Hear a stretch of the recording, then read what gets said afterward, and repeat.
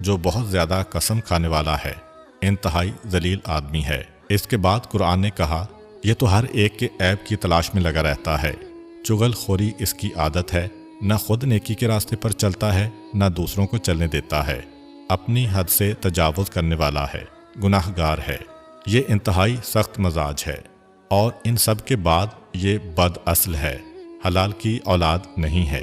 یہ 9 صفتیں ولید کی بتائیں۔ اس کے بعد قرآن نے کہا کہ اس کے پاس دولت اور بیٹے بہت زیادہ ہیں، اس لیے جب اس کے سامنے ہماری آیتیں پڑھی جاتی ہیں تو یہ کہتا ہے، کیا ہمارے سامنے پڑھنا شروع کر دیا؟ یہ تو پرانے لوگوں کے قصے اور کہانیاں ہیں، اس کا حقیقت سے کوئی تعلق نہیں ہے۔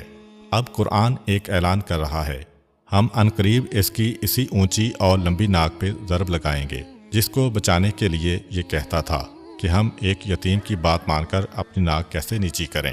یہ اونچی ناک کا حوالہ دے رہا ہے، ہم اس کی اسی ناک کے اوپر ضرب لگائیں گے۔ تو روایات میں ملتا ہے کہ یہ وہ آدمی ہے کہ جنگ بدر میں حصہ لینے گیا تھا اور وہاں سے بھاگ کے آیا تھا، مگر بھاگتے بھاگتے ایک مسلمان کی تلوار نے اس کے ناک کو کاٹ دیا تھا۔ اس مسلمان کو بھی پتہ نہیں تھا کہ میں کس پہ حملہ کر رہا ہوں، مگر اس کی وہی ناک کٹ گئی۔ اس کے بارے میں ایک بڑی دلچسپ بات بھی ملتی ہے تاریخ میں کہ ولید ابن مغیرہ کے بارے میں جب پیغمبر اسلام نے ان آیتوں کو ہر جگہ تلاوت کرنا شروع کر دیا تو سارے مکے کے اندر یہ باتیں پھیل گئیں۔ اب کافر تک ولید ابن مغیرہ کو پسند نہیں کرتے تھے، اور قرآن کی آیتیں بھی آ گئیں جس میں اس کے ایک ایک عیب کو بیان کر دیا گیا۔ اب اس کے 9 عیب قرآن نے بیان کیے ہیں۔ 8 ایسی چیزیں ہیں جو ہر مکے والے کو پتہ تھیں، مگر 9ویں چیز قرآن نے ایک نئی بتائی کہ اس کی اصل صحیح نہیں ہے، یہ حلال زادہ نہیں ہے۔ خود کافروں کا کلام خدا پر اعتقاد دیکھیے کہ سارے مکے میں یہ باتیں پھیل رہی ہیں، لوگ مزے لے لے کر ان آیتوں کی تلاوت کر رہے ہیں، چاہے مسلمان ہوں چاہے کافر۔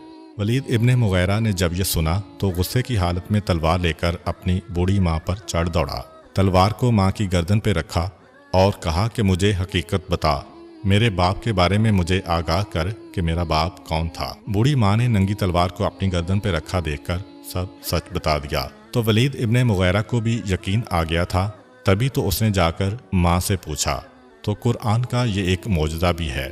اس وقت عرب کے ماحول میں جب لوگوں تک پہنچا تو وہ حیران بھی ہوئے، کیونکہ یہ بات پھر کھلتی چلی گئی۔ جب ایک مرتبہ ماں کی زبان سے یہ بات نکلی تو پھر نکلتی ہی چلی گئی۔ قرآن کے ان الفاظ کی سچائی کو دیکھ کر ایک بڑا طبقہ اسلام کی جانب آنے لگا۔